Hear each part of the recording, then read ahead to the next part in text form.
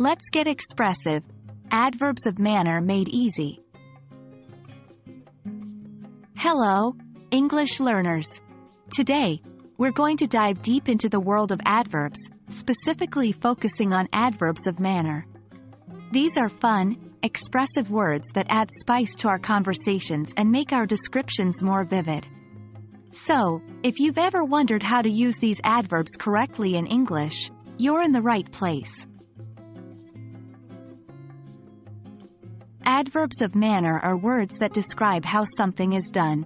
They often end in -ly, like quickly, slowly, beautifully, and many more. These adverbs answer the question, in what manner is the action performed? Let's see some examples. 1. She runs quickly. 2. The baby sleeps peacefully. 3. He sings beautifully.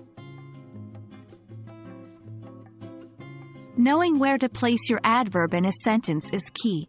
Most of the time, adverbs of manner are placed after the verb or the object. Let's see the same examples with a focus on the adverb placement. 1. She runs quickly. After the verb. 2. The baby sleeps peacefully. After the verb. 3. He sings beautifully.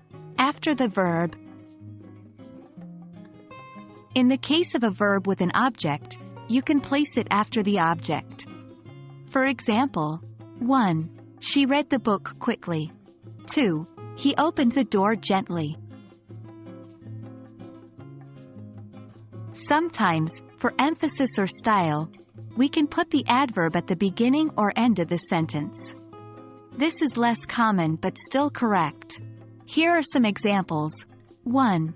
Gently, he opened the door. 2. She quickly read the book. 3. The baby slept peacefully all night.